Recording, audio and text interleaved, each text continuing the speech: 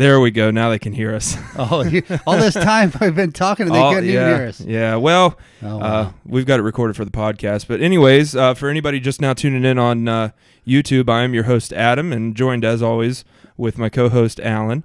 And you were kind of giving us a lead up there, some stuff that's been going on in your life as far as your weight loss, and you had your yearly doctor's appointment going on. Right. So do you want to go ahead and get right into that, or do you want to dance? Yeah, I don't mind sharing this information. I mean, it's really... I'm not all worked up about it. I don't think it's going to be any big deal. Hopefully, it won't be any big deal. But had some heart palpitations going on about 3 weeks ago, now 4 weeks now, and thought that was a concern. Brought that up to my family doctor during my annual checkup, and he suggested I wear a heart monitor for 24 hours, and it came back with a rhythmic problem. Came back, said that was a type 2 blockage that I had, which could mean it's a blockage or whatever, but it also could mean my heart goes out of rhythm by the electric pulses not being properly done or something like that with these palpitations. And so I go in to see the doctor the 18th of this month and find out what kind of tests we're going to have to run first off. But in the meantime, I've been still dieting, watching what I eat, and I've managed to lose a few more pounds, and I'm down to 251 right now, which is a great thing for me because since vacation, I hadn't been able to lose anything. Yeah, this is going to be weird for me because I'm watching you right here, and then I keep wanting to look over to it. And the other side of it is I'm watching myself and got a little bit of a delay there. A lot of a delay, and it's weird. Yeah, we'll get used to it. Yeah. So anyways, you went to the doctor, you got some heart palpitations. Now, for anybody that's just now tuning in, since this is the first time that we've live streamed this, give them a little bit of a background of where you started and what we're doing here. Things like that. Just bring them up to date as quickly as you can. I started February 13th, February 19th, weighing in at 319 pounds, and started the extreme weight loss program that Chris and Heidi Powell have in a book, and did that, dropped 60 pounds by, I'm trying to think, I was down to 262 by this past month.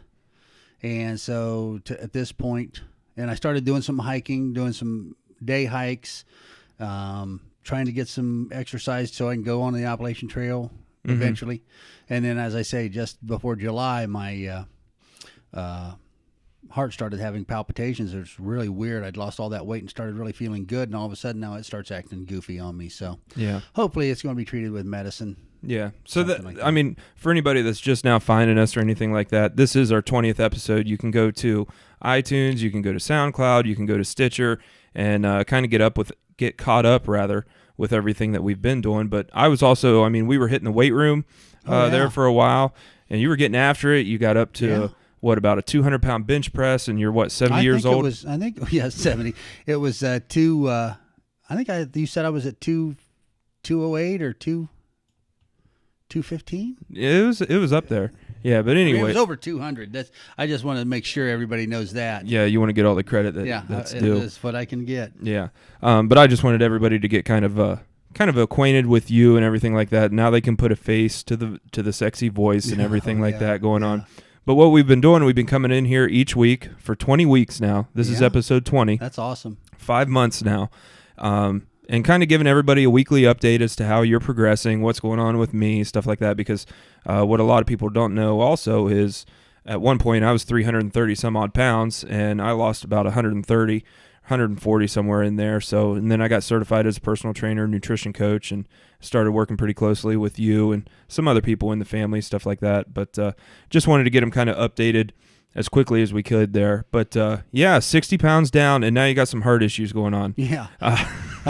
Figure that out. Yeah, I was talking to your dad the other day, and I said to him, I said, when I was up at 300 and damn near 20 pounds, everything was all fine and dandy. You know, I said I lose a little weight trying to get healthy. My body says, "Hey, I'm going to kill you if you don't go back to your old ways." Yeah. You know, I don't know. So is the doctor? I mean, is he concerned with this? Apparently not. I mean, he set up an appointment with a cardiologist. He was concerned. That's why he ran the test with the Holter monitor, and then apparently the cardiologist is so busy they can't get me until the 18th. So if they were super worried about it, then they would have probably bumped that up a little bit. Yeah, I think sooner. if it would have been really bad, you know, oh man, gosh, this guy's barely hanging on, type of thing. And, Yeah. And I'm not, like I say, I'm not drinking the Kool-Aid on this. The bottom line is, I think, you know, with those heart palpitations, you know, it could be anything. Mm-hmm. And if And I start getting anxious about it, then all of a sudden that exacerbates it, makes it worse. Think you're going into full blown cardiac arrest. Next thing you are going into a heart attack because of anxiety. You know, so I'm not buying the thing. It's a little something, little niche, a little twitch going on, and it could be just fixed. a little hiccup. It'll get it worked out. Because I do want to get back into the weight room with you this fall when we start back getting our schedules more normalized again, and those type of things. So.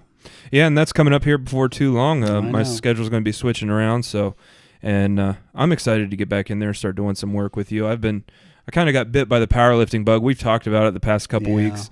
Some of the kids that I've been working with, but one of them is specifically interested in powerlifting, and that was always my background.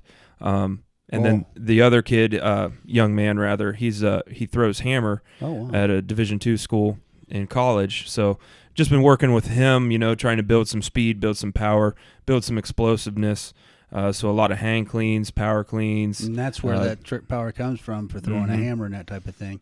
Yeah. And then we went ahead, and just to get you guys caught up with my training, this was our deload week, so we took it kind of easy.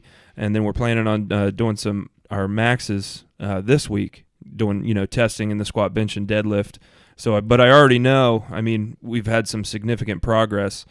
So I'm looking forward to that. But then, you know, I start getting really into it, getting excited, and thinking about coming out of retirement, and then the elbow starts to get a little sore. I was just going to say how the joints have been feeling. You know, the wrist and the shoulder. I was having a lot of problems with my shoulder the past few months. That seems to be cleared up. I started doing some rehab work, actually using kettlebells of all things, trying to strengthen that up.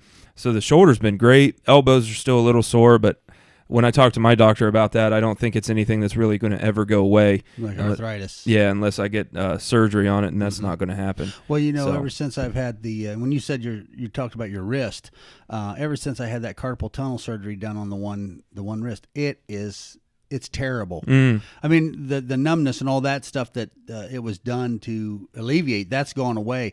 But the strength of that wrist is just not there. Yeah. You know, it's surprising the things that how you depend on that for a little bit of something, and all of a sudden it's just not quite as strong as it used to be. Yeah. And So anyways, we've stumbled around a little bit, but like I said, we're kind of getting used to this new setup and everything. We gave everybody a little brief background of who you are, who I am, things like that. But now let's jump forward, because, you know, we have a lot of regular listeners and everything like that. I wanted to do something a little different for this episode, because this is our 20th episode. I guess in the, you know, looking at everybody in the podcast world, rather, maybe that's not that big of a deal when you got guys that are at 800 or 1,000 episodes, something like that. Right. But we've managed to consistently do this every week for 20 weeks, and we've had some interesting guests on here. Would you agree? Oh, I'd say. I was going to give a shout out when you started talking about the powerlifting to Trevor Stoos.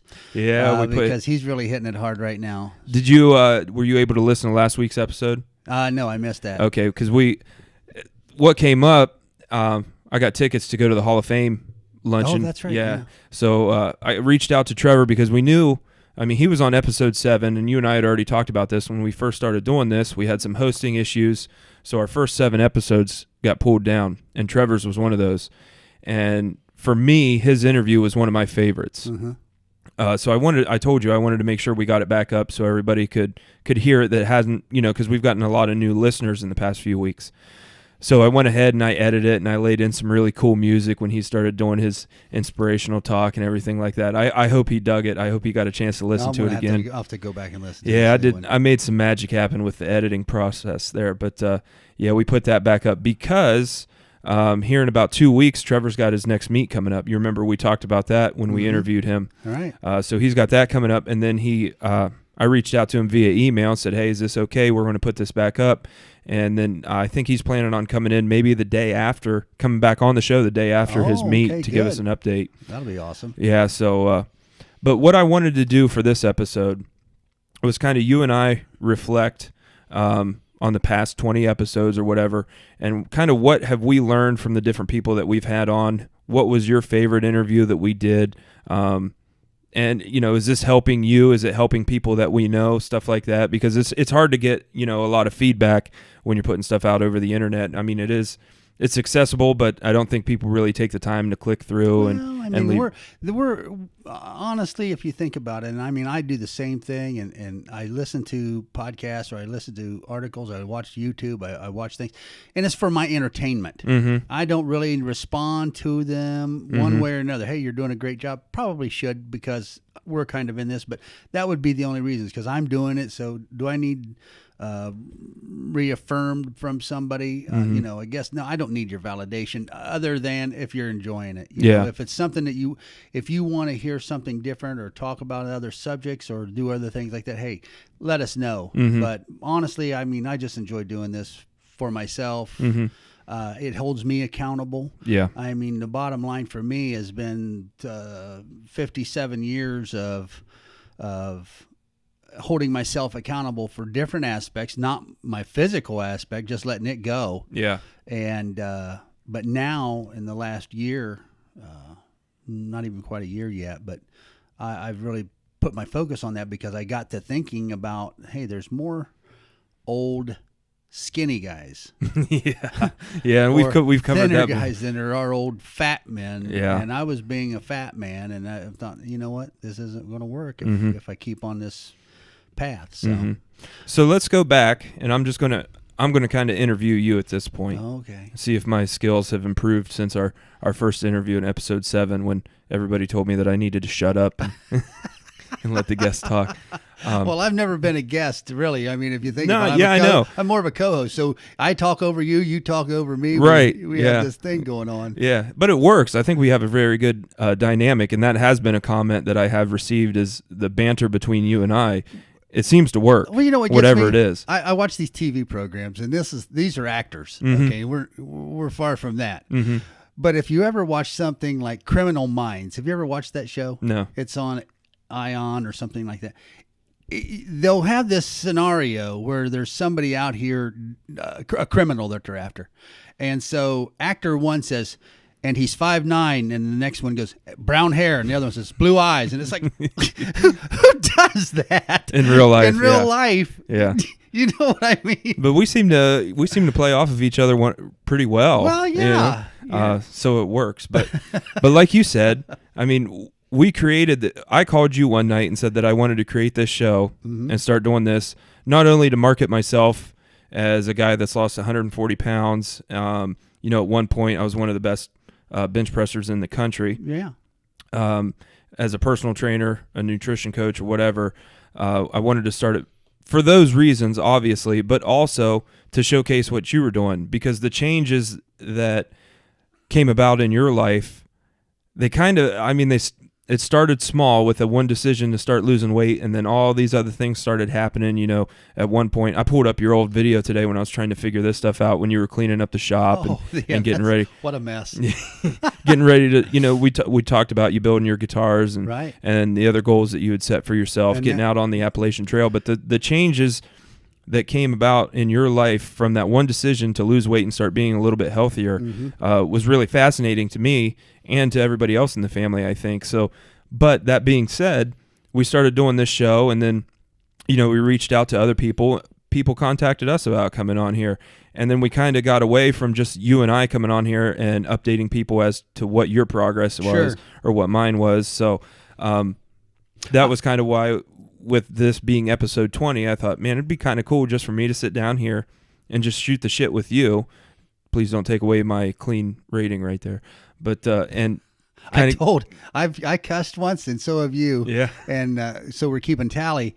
But I told my daughter, I said, if anybody does the cussing, it's going to be Adam. Oh, there you go. So, but no, I was first one out of the gate. Oh, did you? I must have missed it. Yeah, well, it was just one of those quick ones, you know.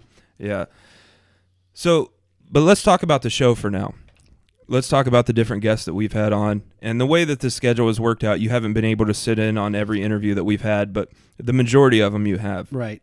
You were here when we talked to Coach Rich, that was also one of my favorite ones. You were here for the Trevor Stoos interview, Dr. Kelly, so on and so forth, but you've listened to the rest of them.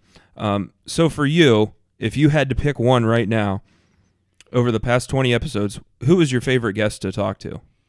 Just that I guess maybe that you related to, or that you took the most information away, whatever it may be. What was your favorite? You know, I would like to say I have a favorite, but in all honesty, every one of those conversations that we had with the guests, I took something away from each one. And to say that this was my favorite from Dr. Kelly, who talked about the how you have to have your own diet and your own and the mindset that goes into that. You know, great information. But you know what? At the same time, it was motivational and good talking to Trevor, who's come through those devastating injuries and lost all that weight and done that.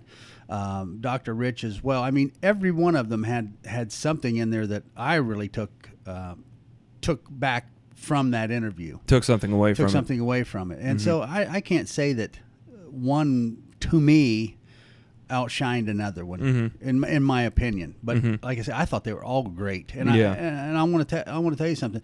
One of the things, I mean, all those things I enjoy, and I'm not trying to pump any sunlight anywhere in here, but I enjoy the effort and the ability you have to take information and disseminate that to the masses in a layman's way that can be understandable. Thank you. Honestly, to sit down and just chat with you, not only as a son-in-law, I mean, don't get me wrong, you know, there were probably a lot of better candidates, but you know, we got what we got. No, I'm just kidding. See, and here's the problem. We're streaming right now, whereas before I would give you the finger or something like that. And I can't do that now. You know I'm pulling your leg. No, yeah, I got it. But the point I'm getting at is to sit down and have a discussion with you, it's very enjoyable and educational at the same time. And I mean, that is something that, you know, I think that's why I'm drawn to what you're about. I think you're a great leader.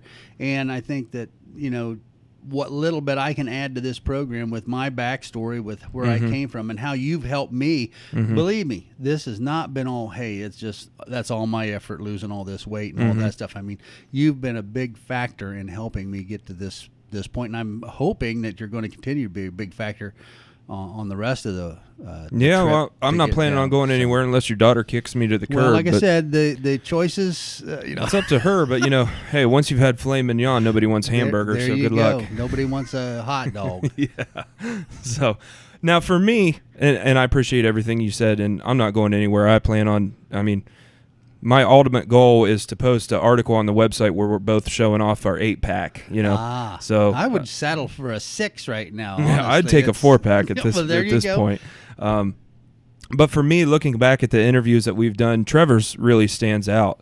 And it's just, I mean, I guess it's got all the elements to a good story. You know, he had this big goal, and that was to play college football. Right. And then that goal was taken away before he even got out there. And then he falls into all the classic pitfalls, addiction, depression, but then he pulls himself up out of that. So just from an inspirational standpoint, Trevor's was great. But then you also look at Aaron Wells. He had a stroke. I mean, that's kind of hard to top and that. His goal was to have kids. Yeah, and what a great goal, right. You know. And then we have, you know, Aaron, who came on here, and he's a shredded pastor up north, running races and doing his thing, training like Dorian Yates down in the basement. So like you said, it's hard just to pick one out that shines above the rest. But, you know, and then we go back to Coach Rich and all the information that he gave us. Wow. Yeah, it was almost overwhelming. I think I listened to that one twice, just trying to pick up on the different things that he said. So, yeah, but those are some of the ones that stand out for me. Dr. Kelly, you know, and now I'm following along with her on Facebook and the different things that she's putting out as far as inspiration and motivation, keeping your mindset right. So yeah, I think we've been very fortunate to have started this and then to kind of created a community where we get to, and like I always say, we kind of turn it into a selfish thing where we get these guests on here and we might have an outline set out.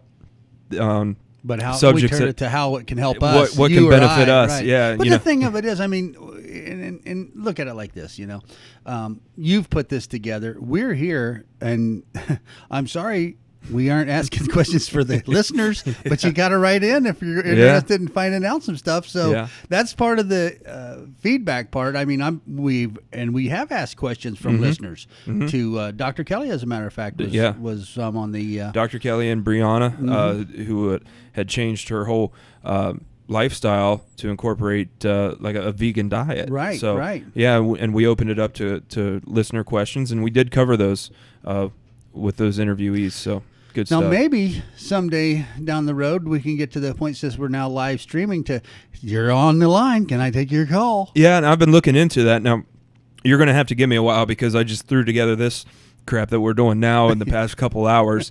Had to make an emergency trip to Staples and everything There's else. a shout out, Staples. Yeah. We're looking for some free stuff. Right? Yeah, I wouldn't mind another webcam. So, Yeah. But yeah, good stuff. And like you said, when we're going back to the last 20 episodes that we've done, the accountability that we've created with the group that we do have that tunes in every week, that downloads, that listens to us when they're at work or maybe when they're on the treadmill or something like that. It does make me think a little bit more, when I want to reach into the pantry or something like that and take that extra scoop of peanut butter. We're going to have to check in on Saturday or Sunday when we do this, so it is something that I do think about. So Well, here's a little mind blower for you, and I've lost this weight, okay, down to 251, and that was from 3 weeks ago, not being able to break out of 260 to get into the 250s. But I believe what I've been doing, because my exercise has gone to basically getting up, getting down, moving from inside the house to outside, nothing really strenuous. But my diet, watching what I eat, making good choices, and not eating in abundance, like not gorging, not having those portion control. basically. But I'm eating kind of what I want, not a bunch of sugary sweets and that type of thing. But here in the last couple weeks, it's just been a management of good, healthy eating choices. And I think with getting my metabolism from Chris and Heidi's to where it's burning all day long instead of that one meal a day mentality that I had, I think that's made the big difference, because now I get up, I have my breakfast, and I have my a snack. Maybe I'll have the snack, but I will have lunch, and then maybe I'll have a snack in the afternoon. Probably will, and then we eat that evening. And you brought up an interesting point, and this was just something that I was reading on. There's a gentleman by the name Dr. Mike Israetel, and he authored, I believe it's called the RPS diet, Renaissance Periodization Systems, or something like that. And I follow along with a lot of the stuff that he puts out, because he's a power lifter, bodybuilder, but he's also got a PhD in nutritional studies and stuff like that. And you bring up the point of, and you and I always go back to this, we need to eat every 2-3 hours at the most. Right.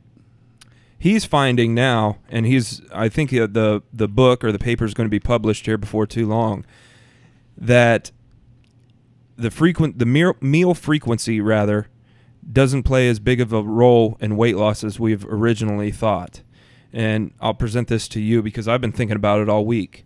So he's saying, yes, when we do eat, it does stimulate your metabolic rate. You have the thermic effect of food, the calories that are being used just to digest the food, so on and so forth. And it does speed up the metabolic process, like you and I have always said. And when you do go a long time in between meals, the metabolic rate slows down because, like we've always said, your body thinks that it's starving. So what he's finding now, or he might just be regurgitating the information, I'm not sure, I don't know who to give credit to, but when we do eat after maybe so many hours or whatever, the metabolic rate or process speeds up so much that it's equivalent to that same amount as if you were eating every couple of meals, or every couple of hours rather. Does that make sense? Sure. So I was thinking about this because, back in the days when I was powerlifting, there was a lot of times I would go, 4-6 hours in between meals and things like that. And then I would eat and train and everything like that. So I'm wondering to myself when I read this, well, why is it that it always seems like I just have better success when I eat every couple of hours? So here's my theory. Because when I eat every couple of hours, I'm not letting myself get as hungry as I would as if I would wait every 4 to 6 hours or 4 to 5 hours. So if I would wait a longer amount of time as compared to just 2 hours, I have a higher likelihood of overeating. Does that make sense? Well, yeah, and the reason I believe what you're saying and maybe what he's coming up with is the fact that, say, for instance, you go 4 hours or 6 hours, and now I've got to sit down. Boy, I'm starving, hungry, and now I eat more than I really needed to eat. Yeah. At that setting. So it almost seems like it becomes a psychological thing at that point. Well, and then that leads to that gorging effect when you're sitting down, and all of a sudden, man, I'm so hungry. And here's the other thing. I don't know if you ever watched people eat, but and this isn't always the case, but I think that people who eat fast, if you eat fast and a lot of food fast, you can put more food away. Oh, yeah. By eating so fast. If you slow down your eating, you get full, not quicker, but you get full on less food. And yeah, I mean, I guess I agree with what Dr. Israetel was saying as far as, like I just said earlier, if you do wait and you eat, after 4 hours, the metabolic rate speeds up so much that it's the equivalent to as eating every 2 hours. But for me, if I go, even right now, I'm doing a little fasting thing, trying to what do I want to say, kind of reboost everything. Get things back rolling on Monday. So it's been a few hours, and I'm starving right now, and I know if I was to go and just pick out my own food rather than going off of what I've already laid out in my plan, I'm probably going to sit a little bit more on my plate at that point, and I'm the type that if it's on my plate, even if I'm not hungry, I'm going to eat it. Does that make sense? Oh, yeah. So I still think, I think part of what's on your plate, though, and I don't know how you were raised, but I know when I was a kid, my mother and my dad said, eat everything that's on your plate. You could have been full half a plate ago. Yeah. But guess what? If you don't eat all that food on your plate, you're in trouble. Yeah. And I don't like being in trouble. I like having happy, smiley faces. And so I eat whatever's on my plate. Or I know that if I don't eat what's on my plate, I'm not going to get a piece of cake or pie. Now, am I full with half of what's on my plate? Yeah, probably. Do I want cake and pie? Yep. So I get that and make room for that pie because that's what I wanted. You see what I mean? So a lot of times we give ourselves or we're raised up with different, man, do we really need all that? No, I'm not saying that a child who goes out and eats 4 bags of Skittles and 2 Snickers bars, and then you say, okay, it's time for supper, and I'm not hungry. Well, I can believe it. You didn't get anything nourishing to eat, but I definitely believe you're not hungry. Yeah. You got to let that sugar burn off. And when you do the crash, you're going to be tired or you're going to be hungry. Yeah. So even responsible decisions for children and child obesity, however, but. Yeah. Yeah.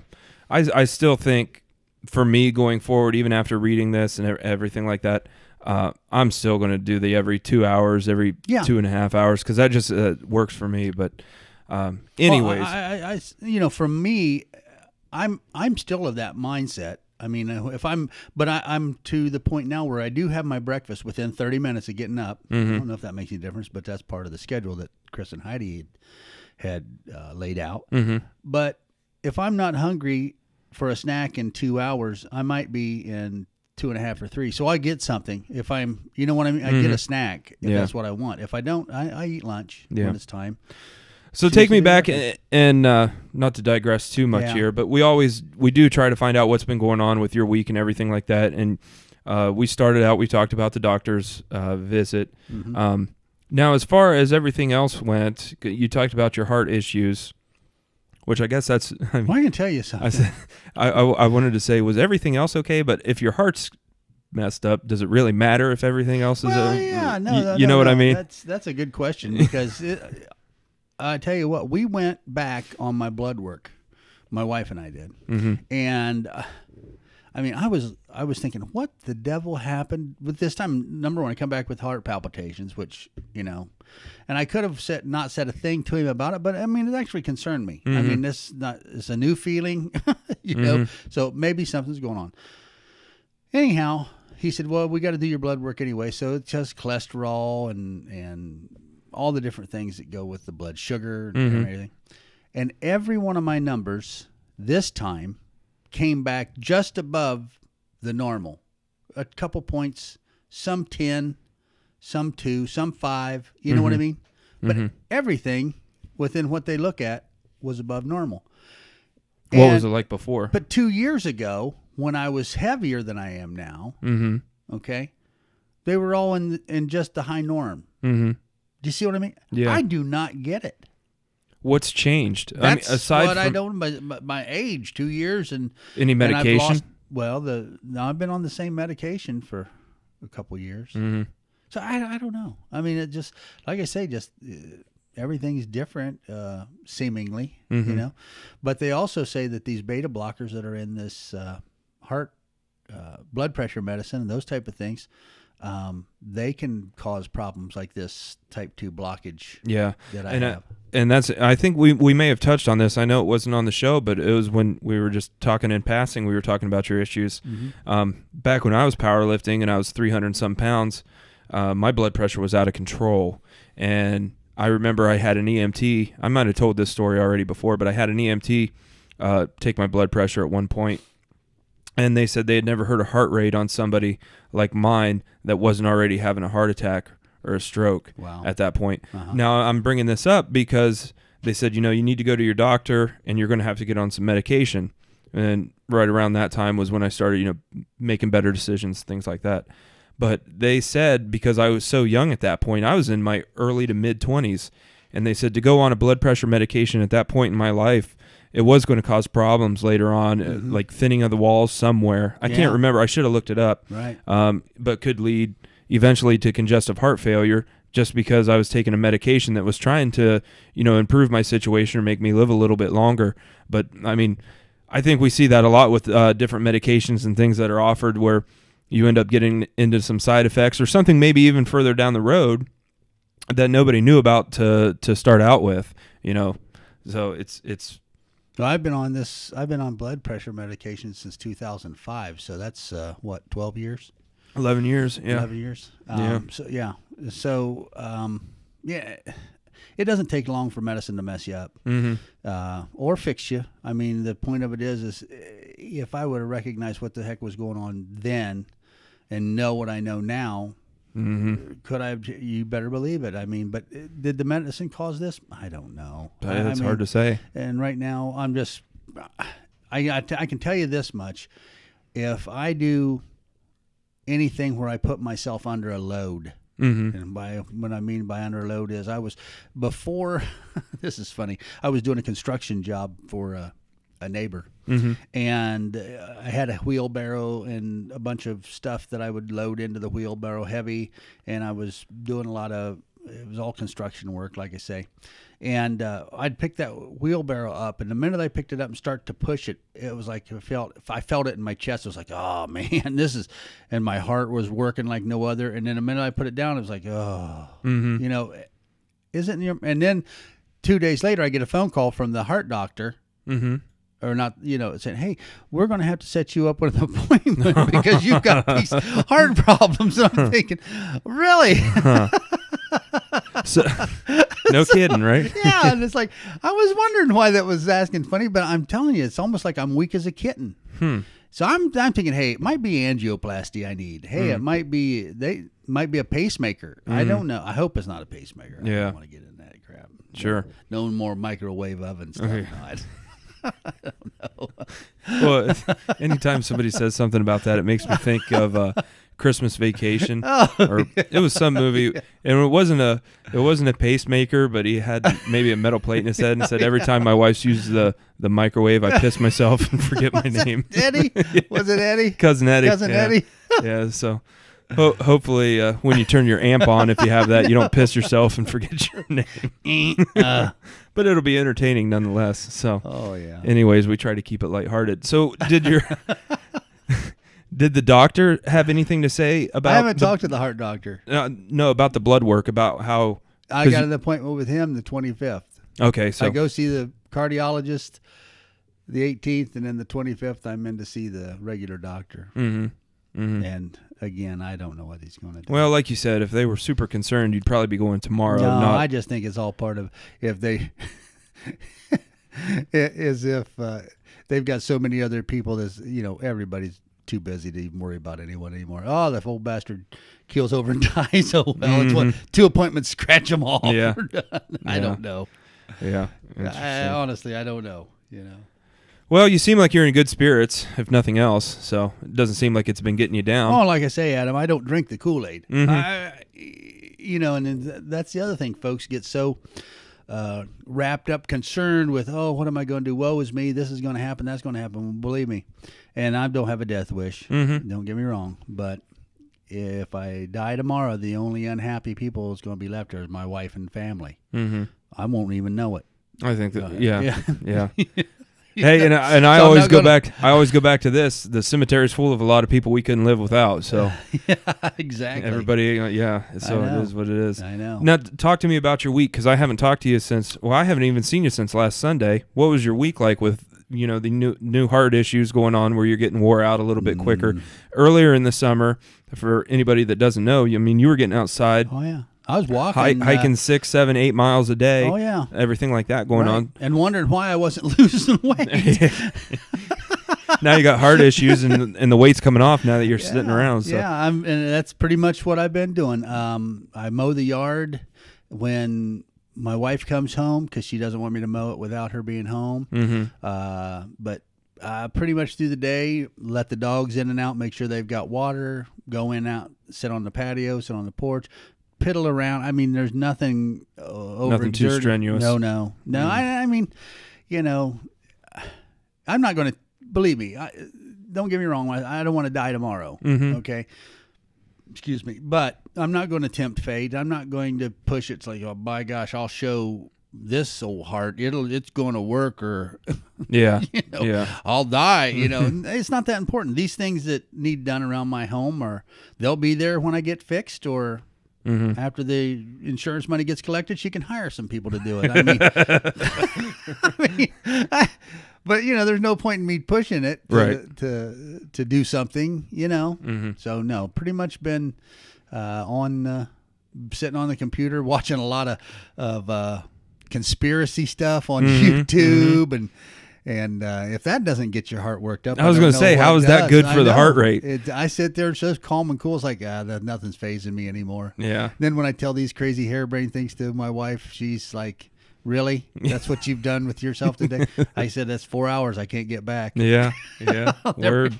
Yeah. So nothing. If you want to know what I've been doing with my week, it's been absolutely nothing, really. Mm-hmm. But you're still making good decisions when it comes to what you're putting in your mouth, and you're still losing weight. Pretty much. I mean, I haven't had any cookies lately. I did have biscuits. One of my favorite things is Bob Evans biscuits and butter and honey. Mm-hmm.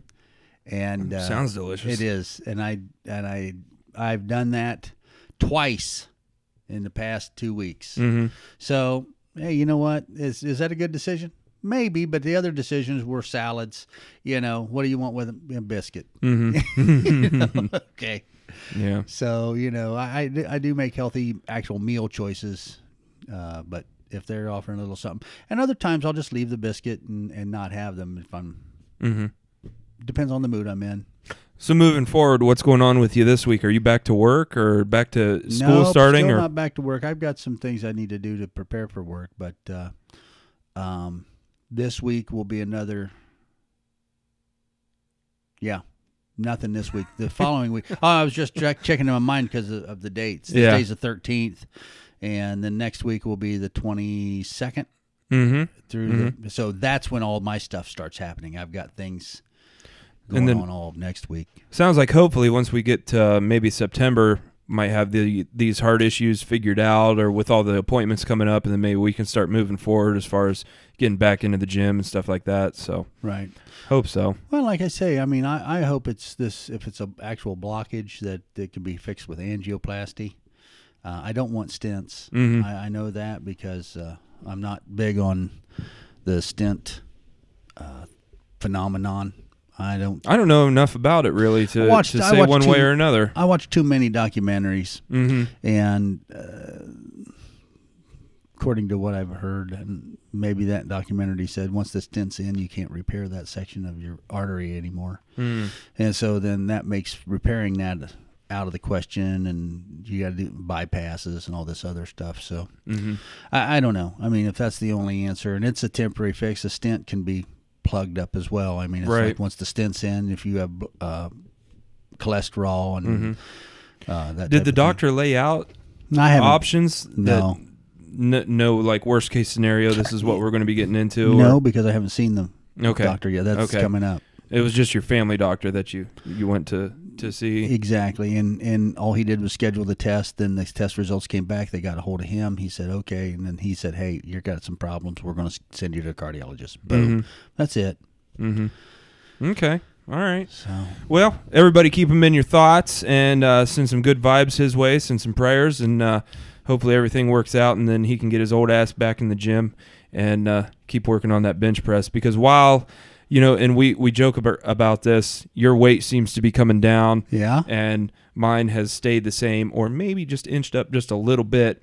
I don't think you're ever going to catch me on the bench press. Oh, so. I don't. I'm not even trying. That's not even in my. Well, that's the only thing I have at this point. But so. I do want to tell you this though: the workouts that you've been doing this summer, those the gun show. I hope everybody got their tickets to the gun show. Give them a flex there for us on the camera. There. I'm gonna hold off. Oh a little man, bit. I'm telling you, you looked huge. It's been forever that. since I always thought you'd look bigger, but you look bigger now than you did. Seriously, well, thank you. Your arms are really looking good. I don't know how much you're doing on just arm work. And that's the thing. Shoulders, I've really, and not to butt in, but that's what we do. Yeah, that's fine.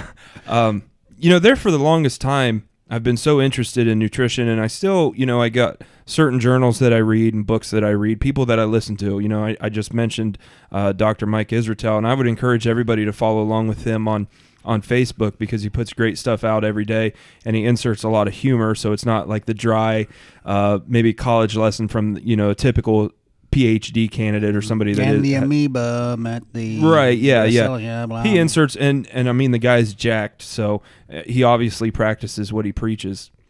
So that being said, what I'm getting at is I've been so focused and fascinated by the topic of nutrition for honestly it's probably been the past couple years. I kind of got away from learning more techniques as far as training and programming and designing different systems, designing my workouts and my routines. I haven't really been focused on that, and it's been quite a while since I've been focused on that. But you go back to, and I bring up my powerlifting a lot. That was all that I thought about was my programming and what numbers, what records do I need to break this week in order to ensure that I'm progressing towards my goal. So I think maybe I got burnt out on it for a little bit, but the majority of this summer has been nothing but me researching and learning about different training programs that aren't necessarily something new. So I'm not looking at so much like what somebody like Dr. Mike Israetel is putting out. I'm looking at a lot of stuff that the Soviets were putting out, back in the day and things like that. Because what I've found, and I've also been looking into and reading a lot more that Louis Simmons has been putting out or has put out previously in the past 40 years since he's been, running his gym. It's because it almost seems to me, looking at what the Soviets put out and then, looking at what this other Eastern Bloc lifter was doing and then what this coach started doing for his Olympic lifters in the States, there wasn't really anything new. It was all, the same things and then they saw what the Chinese were doing with their weightlifting team. And so we started copying that. And then Louis Simmons kind of learned from everybody and brought most of it into America in the 70s. Going back and reading these different training journals and, watching documentaries on YouTube from lifters in the 60s, 70s, and 80s and stuff like that, it's really gotten me excited about training again and then making my own programming. And what's been great this time, because I talk about, I was talking about my powerlifting earlier, where I would just kind of pick a number out of thin air and say, all right, this week I need to do this weight on the bench press when I'm doing pin presses or whatever it may be. And I didn't really have a rhyme or reason as to why I was doing that number. But now that I'm learning a little bit more about programming and training routines and things like that, I look at maybe 3 weeks ago, I said, okay, on August 22nd, I need to do this number in order to make sure that my progress is moving along where it should be. And the funny thing is, with all the research that I've been doing and trying to learn a little bit more, I keep hitting those numbers. So it's telling me that I'm laying my programming out correctly. And because of that, I feel like I have made a lot of progress this summer as far as putting size on, getting stronger and things like that. But I've really been into the training aspect of it now. But the beauty of it is the training would be for naught if you didn't have good nutrition. Exactly. So you can go either way, and I'll guarantee those Russians, the Chinese, the whoever's in the powerlifting community, their nutrition is not here. We got a truckload of Twinkies. Everyone eat these, you'll get big. I'll guarantee it. But the point of it is that's not what they're training on. So they're training on good nutrition and a combination of cycling through the weights. Maybe some D-ball if you're the Russians in the Olympics. I don't even know if they even still fool with that stuff. They might, but honestly. Well, that was the funniest thing to me is I was reading an interview, and I can't remember who the coaches were, but it was I think it was the Soviets or the Russians, and they're talking about how they were just kicking everybody, just beating everyone in the weightlifting and everything like that. Right. And everybody thought it was this guy's programming. I wish I had this is a story that most people are Well, this is in with. the 70s, though. Yeah. This had to be the 70s. Yeah. Might have been even a little earlier than that. Yeah. So they're just beating everybody. And this coach for USA wants to learn this guy's secrets. So obviously this guy's into vodka. So he gets him drunk on vodka, and then he's like, all the programming is bullshit. He's like, we have these pink pills. They had pills for him, huh? Well, that was when they invented, they created D-ball, the steroids. So that's why I brought it up. But that's neither here nor there. So yeah, it's been a lot of fun. And going back to what you were saying about everybody's nutrition, all the training could be for naught if your nutrition didn't line up with your goals. And I always because it would be hard to meet those goals if you're weak going into the gym. If you're not properly, not properly nutritioned or nourished, nourished, fueled is a good word. Whatever, you're not going to have good results in the gym. Yeah, and so basically. And that's where a lot of guys, too, you'll see them come to the gym who, man, he's trying like everything to do whatever he's trying to do with these weights. And you're watching him week after week after week after week and measuring his calves. Calves are hard to work on anyway. But measuring his chest, measuring his arms, measuring all this stuff.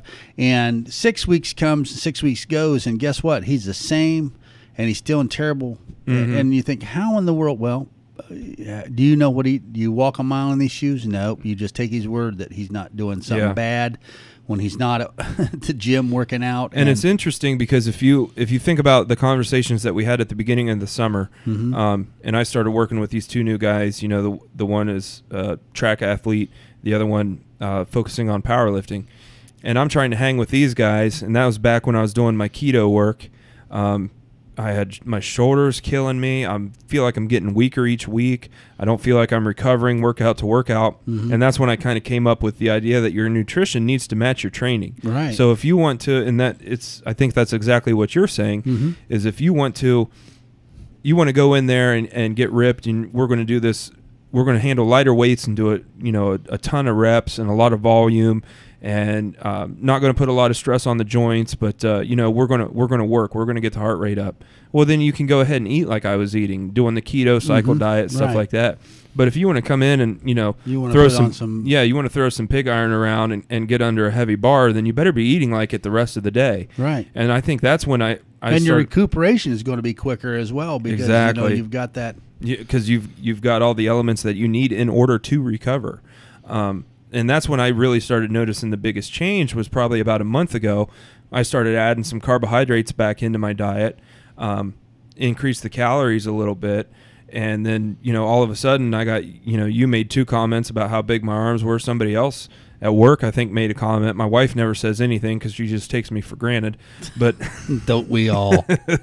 Or don't they all? But that's the thing, is that it's exactly that. what you're saying, is your training needs to match your nutrition. So, yeah, it's all well and good that I'm reading about the different training programs and styles, and I'm trying to incorporate that, but you still have to have the nutrition to back it up. Here's something else that's interesting, and I'm just going to put that out there. So if you guys are listening, the listeners that are out there, if you have access to Adam and you're not getting results for your particular needs, and honestly, I mean, everybody's different. You don't have to be powerlifting for Adam to be able to help you. I'm not a powerlifter, so we're not doing powerlifting. He's not helping, but get him or pay somebody a little something to help you get to where you want to be, or get you on the track to being who you want to be. Don't flounder around out here. These resources are available, and it's really not that expensive. No. I mean, honestly. No.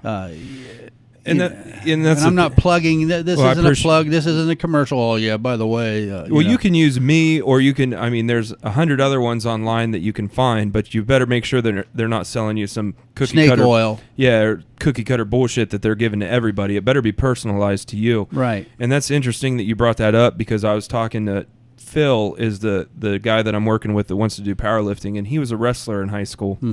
And state qualifier, went 2 and out at the state tournament. Wow. And I said, what was your training systems like when you were in school? And he didn't have any. Yeah. And that's not his fault. That's the coach's fault. And I said, where do you think you would have been, if you were training like this, or, had some sort of periodization to where you're setting goals and you're trying to peak for a meet and deload and make sure you're paying attention to recovery and stuff like that we're doing now. And he said, I would have at least placed, just to have that strength and the endurance and the physicality to win maybe a couple matches. He didn't say that he would have won, which I thought was realistic, but he said he would have at least placed if he would have had some sort of training system in place when he was in school. And then, you look at a lot of these other high school athletes, and while I do blame coaches a little bit to that, but I wouldn't. On the same hand, I understand that, they don't have the funding maybe to focus on all the different areas that goes into training an athlete. A football coach has to focus on playing football and developing those skills. You have to thank your stars, your lucky stars, to find individuals within football programs, baseball programs, wrestling programs, marching band programs. I mean, you have to thank your lucky stars that that they have people in those positions who are passionate about that position. That's number one. Okay. Does that mean every school is going to have somebody that's a wrestling enthusiast? No. Guess what? The guy that you got for your wrestling coach, he's probably the greatest math teacher you've ever met in your life. Mr. Whoever, he's a wonderful guy. He's filling a slot that he really doesn't necessarily want to be there, but he's doing it so these kids can have an opportunity to do their wrestling, okay? And he gets into it, but not to the point of, am I going to be able to make this guy a collegiate star? He doesn't, and he doesn't have the training background in nutrition, in weightlifting, in those areas. Do you see what I mean? No, yeah. And so to blame that coach or put any of the blame on him, but he needs to be able to recognize that and then tell that student, hey, say, you know what? Here's what you need to do. I think when it comes down, because believe me, I know about efforts putting into sports. And in today's day, if these kids aren't dedicating pretty much their entire year to the sport singularly, you can't be a 3-sport athlete anymore. Hardly. You can't play football, basketball, and baseball. You can't do all three. It's just not going to happen. And so if you're not singularly focused on your own progress and seeking out your own helpers in that, it's hard to depend on a coach to do all that for you. And like you say, unless you find that passionate individual who's setting this all up. Yeah. And I understand that to some extent, but then I look at different programs like where I came from, and we have a lot of teachers there that went into teaching specifically to get into coaching. But then I feel I feel like they could dedicate a little bit of time. And, you know, all right, here's my thing. Here's my argument with this. And I know we're going off on a tangent Yeah. here. But this is an interesting topic that Yeah. a lot of people find interesting. Honestly, Okay, so the school that I graduated from, they earmarked and saved money and built a building specifically for training. Okay, so the community donated all this money, and they built a very nice facility with 2 separate rooms. One is dedicated specifically for weight training, and the other one is the wrestling room. Then you have, you know, offices and restrooms and things like that. So we put the money into the facility, okay? Now, back when I was there, they didn't have the money to put into equipment. So it was a lot of hand-me-down BS and, you know, Nautilus equipment, which is, some of it's great, some of it, you know. it's exercise equipment. Yeah, okay. So we've got the equipment. And then each team would do fundraisers, lift-a-thons, stuff like that, raise money so maybe they could buy a new piece of equipment every couple of years, stuff like that. Now, recently, they've completely remodeled this building. The school board donated, you know, like $40,000 for all this new equipment. And then they've created positions where, and it's usually a coach, but they're specifically in charge of coordinating the schedule and running that building, and they're getting paid for that. Now, I don't know how much it is. I'm sure you can't just live on that income alone. I mean, there's teaching. a stipend for it. Exactly. Whatever. And you're required to be there. That's part of your hours Yeah. and so forth. So if that is the job that you've signed up for, I still feel like maybe you should put a little bit of effort into learning something and designing something for the kids instead of just opening the door and then sitting at the desk and updating your Facebook stat. I mean, I understand what you're saying. Just like that, though. And I mean, there again, you're not talking about what they should do if they're truly interested in doing that. But basically, the program, and you have to think about education in regard to this, because it's still driven by that, is into stamping out parts, tink, tink, tink, every part alike. Okay, so here's the program. We got a bench press, you got an incline, you got a decline, you got some dumbbells, and you got some curl bars, and you got some rowing machine, you got some pull downs. Do this 20 times, this 10 times. You know what I mean? There it is. That's the plan. Everybody. What about the weights? You're going to have to figure that out for yourself. I mean, Yeah. So yeah, it needs to be something. So because you can, like you said, I'm not going to catch you on the bench. So don't put me under starting at 200. You know, sets of 10, 200 pounds at 10. You know, reps. And I guess also when I look back at it, maybe I get a little passionate about this because we had a guy that volunteered his time to come in and be our strength coach for wrestling, and that changed my life. Yeah. Because I mean, I made a post about it the other day.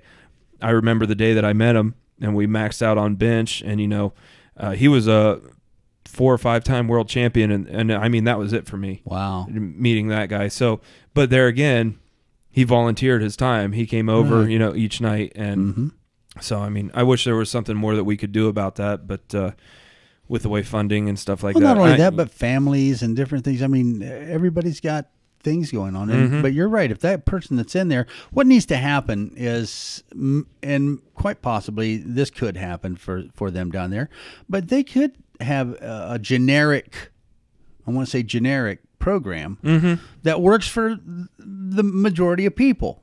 Okay, so if you're going to come in, and it's just like anything else, this is guaranteed to work. If you cycle your bench press, if all we want to do is make your bench press increase, we put you on a 9-week cycle, and you're going to improve your bench press by X number of pounds in 9 weeks. It's guaranteed no matter what.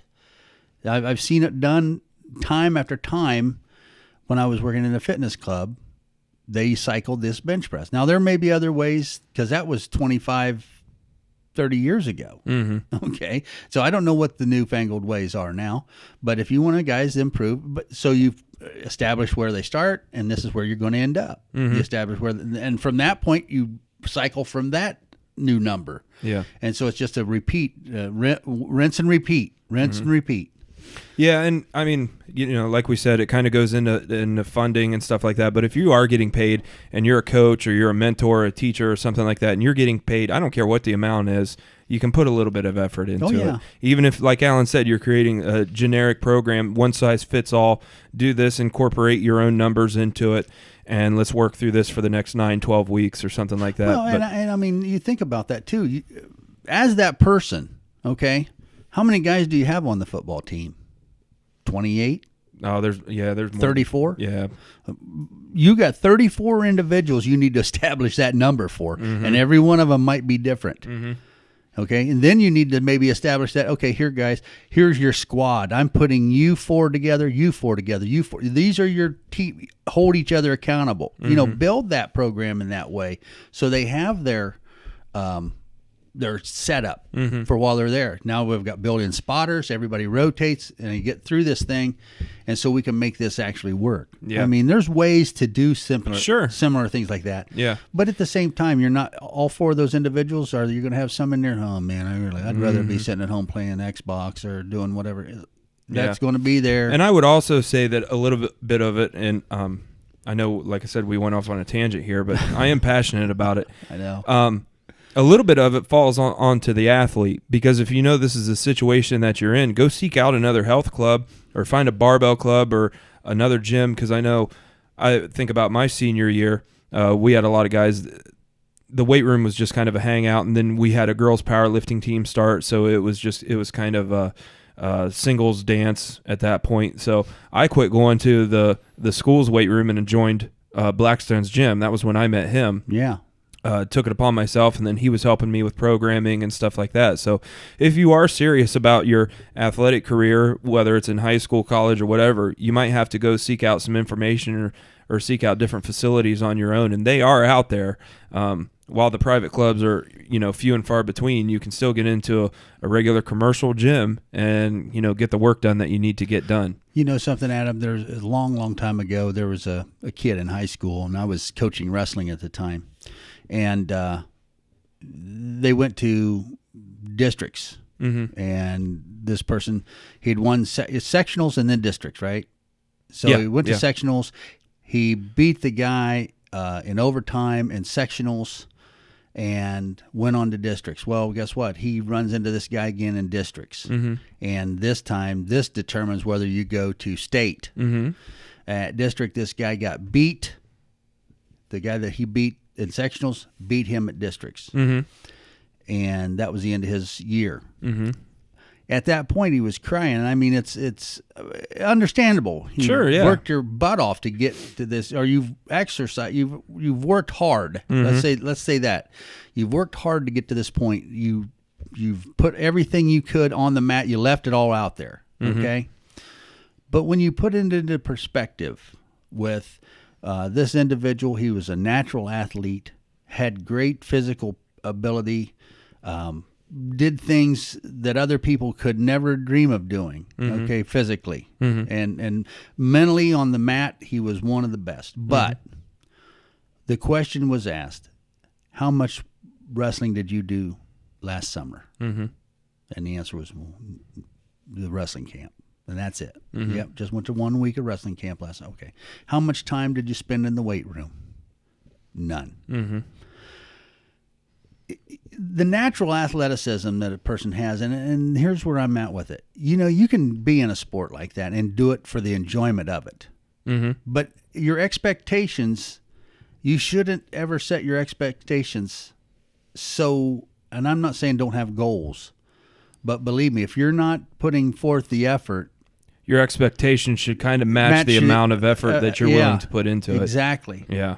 And so the great part of it is the guy had a great winning season in his wrestling for that year. As the school goes, he helped the school, a lot of pins, a lot of points made, a lot of matches won. Matter of fact, it was way higher matches won than lost. I mean, out of the whole year, this wrestler, he was top seeded, when it goes into sectionals and districts. That's just the way it is. And he did that all on natural ability. But the other side of it is this: when you get up to this caliber or this level, it's a whole different. And that's the thing. You get to that point, you're going to find that athlete that did put the time in. Then he was a natural athlete. He was a good athlete. He was okay. But when he got here, he had to have that extra to get to that next Yep. level. And that's kind of what, and And that's the frustrating. I'm sorry to interrupt. No, go ahead. But that's the frustrating part about for coaches is when you have that individual and you try to inspire them, but you can't. Mm-hmm. And you know what? Then you have to step back and say, you know what? It's your life to live. I can't live vicariously through you. Yeah. And your parents, and it's the same way. And I think that a lot of parents have higher expectations for their kids than they did for themselves because they didn't push themselves, or their parents didn't push them to be so much more. Yeah. And that might be why, I mean, my wife and I talk about this a lot with our son. She always encourages him, do you want to go out? Do you want to, join like a running club? He's really into running. Or do you want to do wrestling or something like that? And I do not care one way or another if he does anything. I would prefer if he didn't. And she's like, well, don't you feel, I think she kind of gets upset with me because I don't push the issue with him. I don't Right. care if you want to play t-ball or anything like that. Yeah. But then I've also got the experience where I lived and died for that. And my entire summer was spent going to the gym in the morning, going to the gym at night, doing sprints in between. And then when football camp started, I didn't do anything. I remember I wouldn't go to the swimming pool because it would wear me out. Yeah, if you could perform well in it. And because I was the opposite of that athlete that you were talking about, Right. I didn't have any talent everything that I had was built in the weight room or within my training or something like that. So I think like going back to what you said where parents kind of push them hard, I might be going to the extreme opposite because I kind of want them to enjoy things too. You know what I mean? Exactly. So I mean, it's the thing of it interesting. is, it's a trade-off, and no matter how you go. And there's a guy. I was just talking to the athletic director of one of the high schools in this area, and he was talking about an individual went to one state, of course, but his life from age 5 to 18 has been nothing but a continual years of wrestling. Yep. Now, by gosh, you better believe that in that many years, you ought to be good You at better it. be. You better be darn good at it. But do you think there's a burnout factor? Oh, I would think. And do and I'm not taking anything away from folks that go that route. Don't get me wrong. Yeah. But at the same time, the decisions to be made, they don't always rely on the kids because guess what? You're going to take piano lessons. I don't care. And you're going to go out here and you're going to do something in sports. I don't care, but it's going to be something. You need activity. You need to find one that you enjoy, but you don't have to make it your. And if you want to, that's fine too. But let's keep things realistic and within the realm of longevity. Yeah. Well, and it goes back to our overall mission statement, with the Building Ambition brand.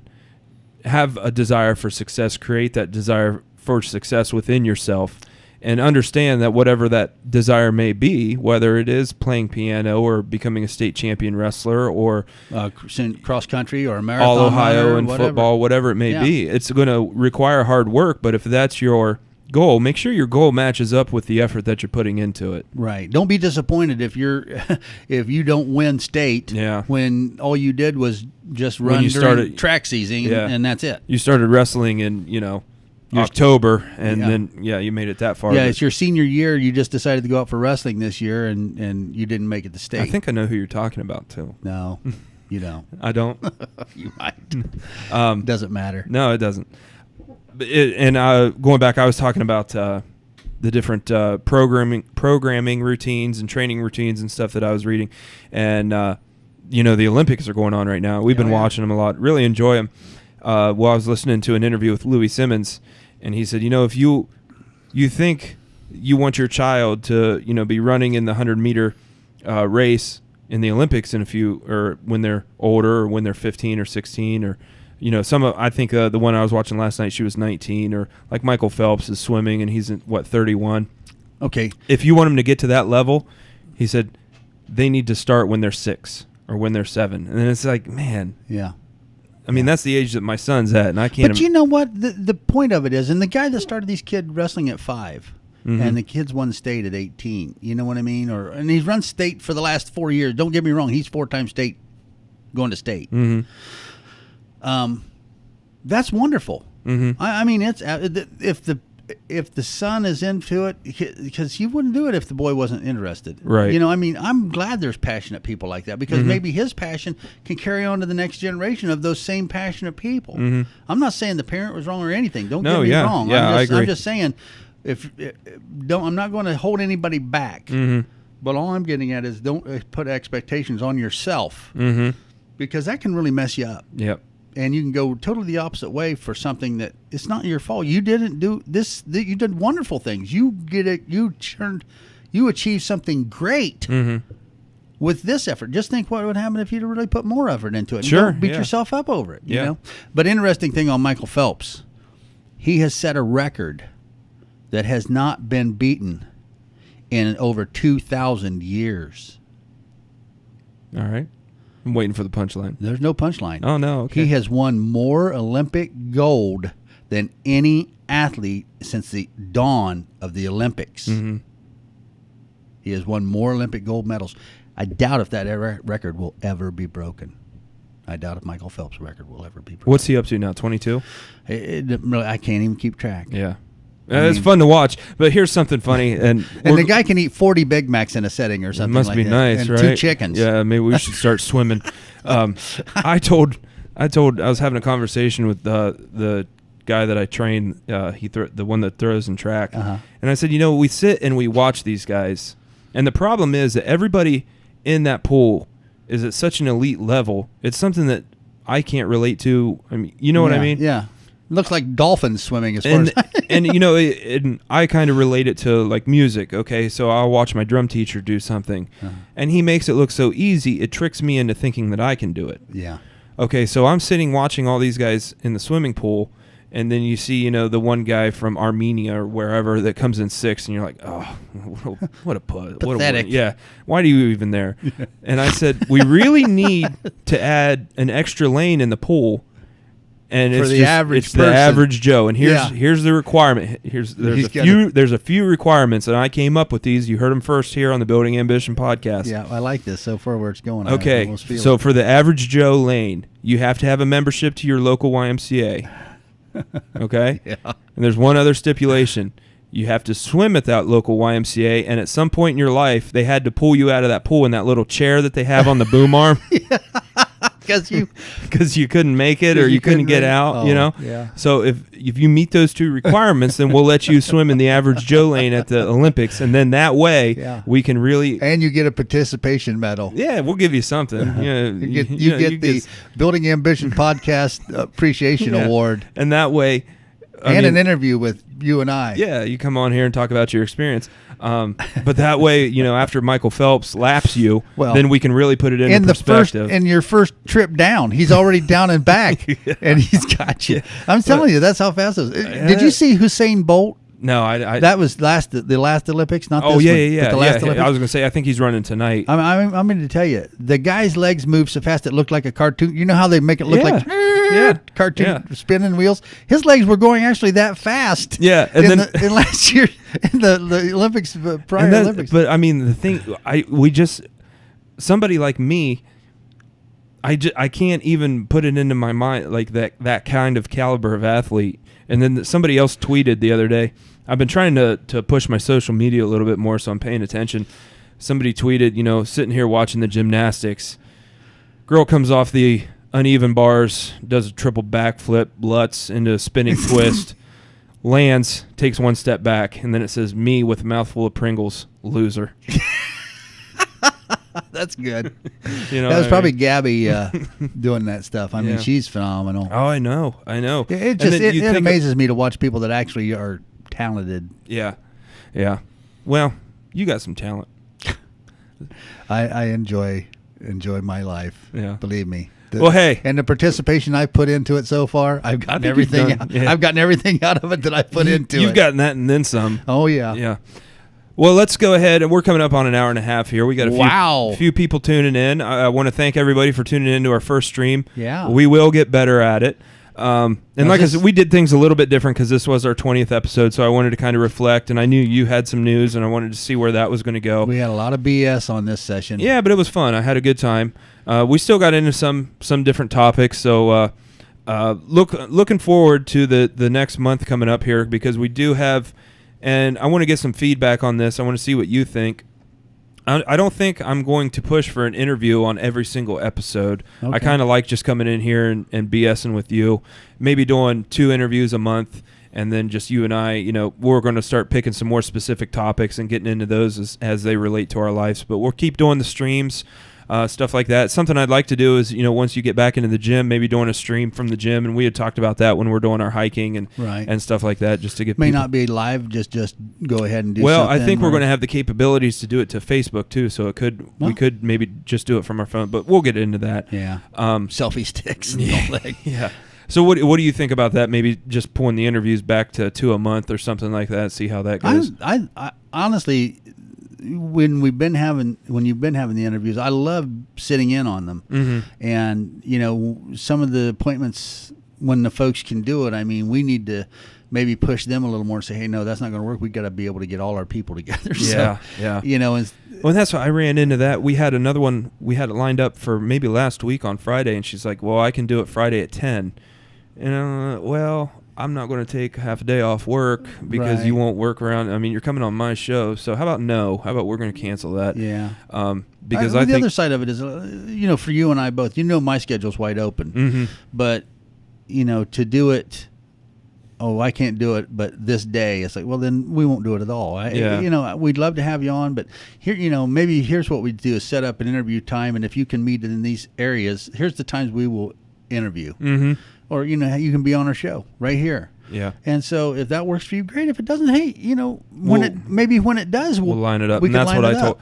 And that's what I said. I said, when there's some time when you can call in, when Alan can be here and I can be here, because I feel like the interviews just go so much better when you and I are kind of bouncing ideas off of one another, and you think of a lot of things that I don't, because I'm always kind of focused on the nutrition or the technical. That's because you're super smart about stuff, and I'm more from the people that are sitting out here that don't have the education that you have and don't have the training and the expertise that you have. So I ask the stupid questions but it works. that people say, yeah, man, right on, that old dummy. Yeah.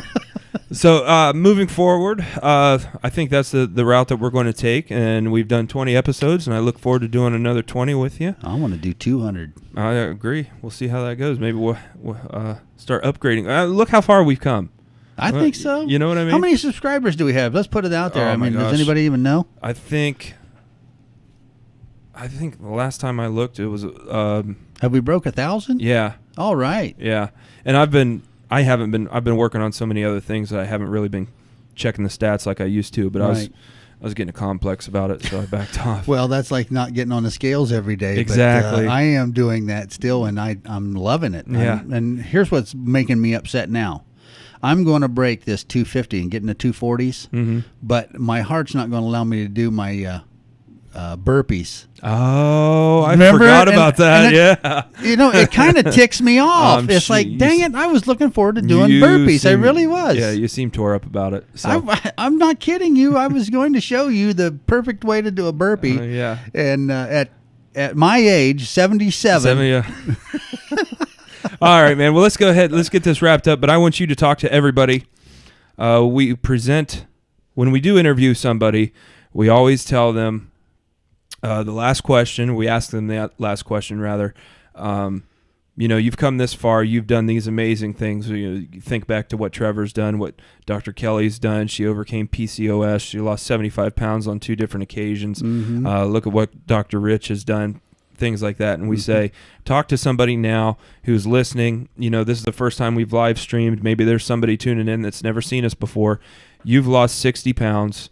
You're ambitious. You have passions that you're focused on, whether it's hiking the Appalachian Trail, becoming a better musician, just being a better all-around guy, building guitars, stuff like that. You've got all these goals that you're pursuing now. Yeah, you've hit some hiccups.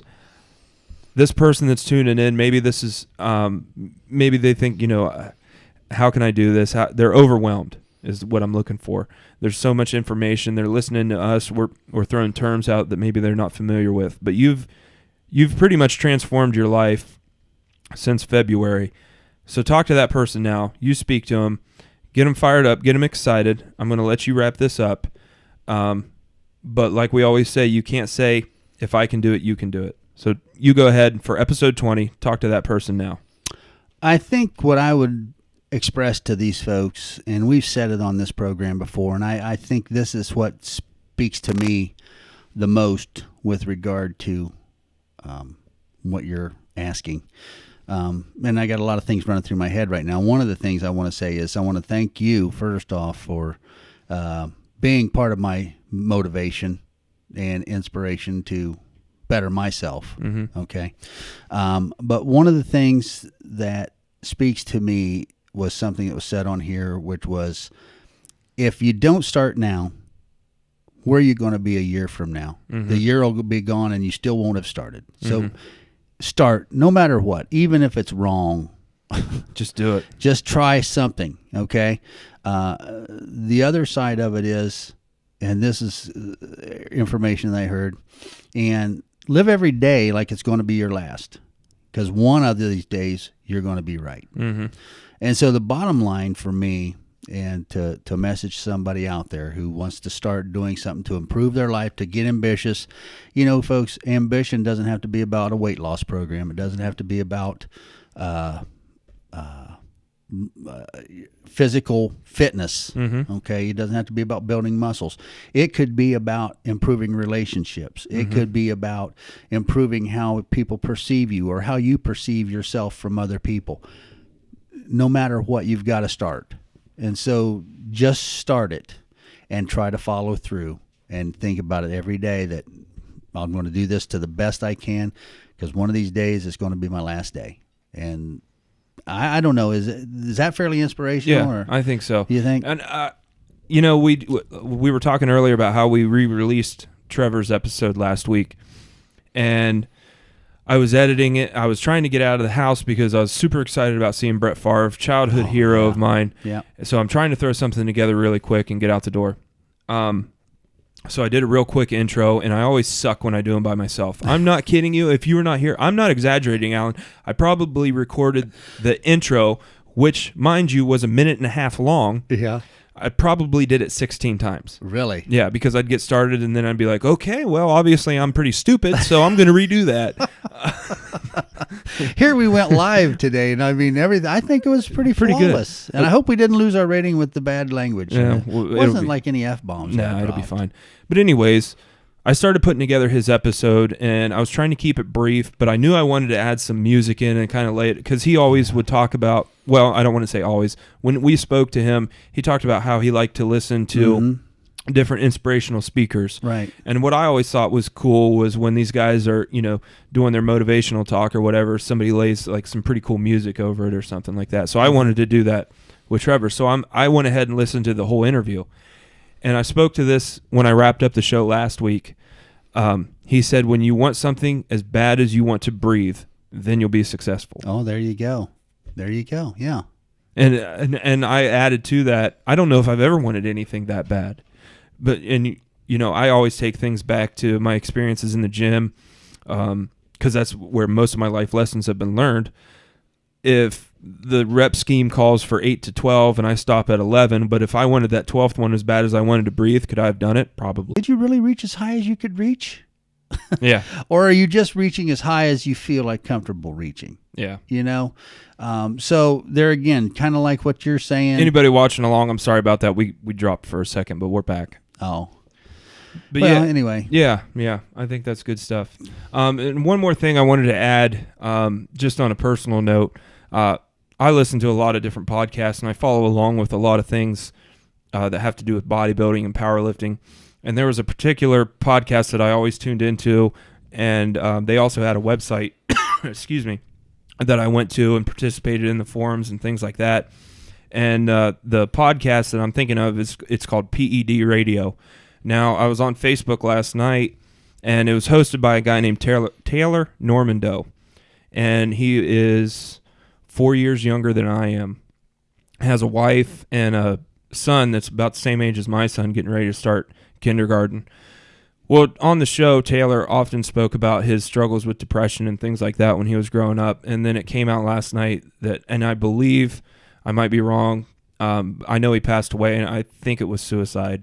dealing with some depression and some, Taylor did? Yeah. Oh, wow. Yeah, and he was just, I mean, I followed along with him on Facebook and interacted with a lot of stuff.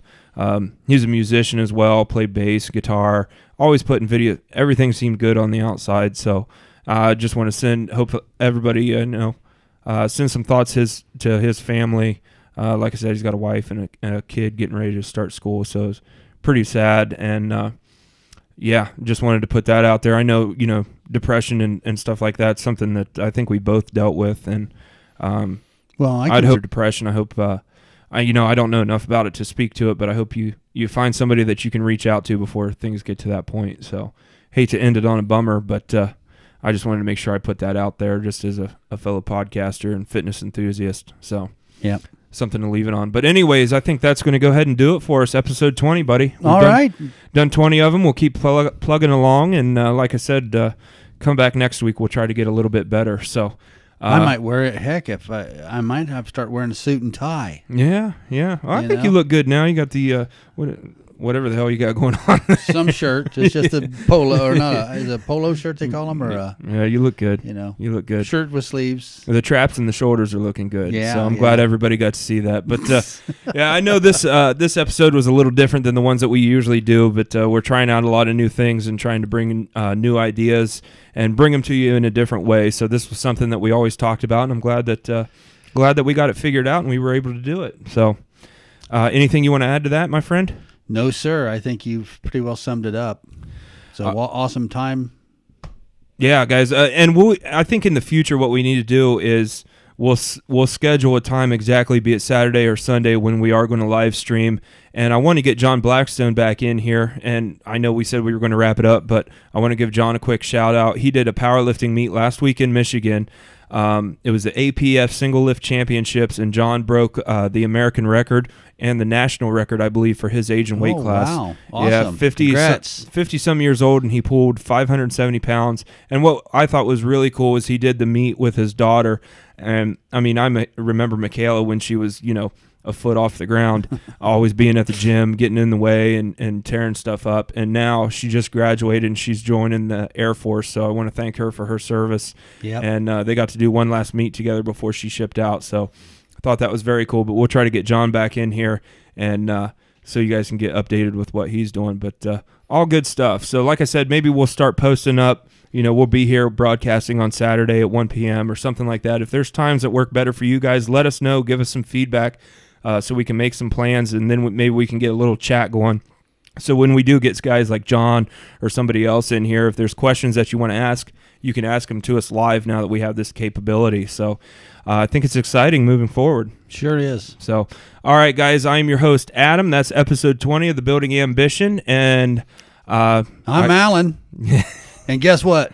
Boom shakalaka. There you go, guys. Have a great week. We'll see you next time. I got to figure out how to shut this off. This will be good. Yeah. Oh, great job. I like the camera. Good.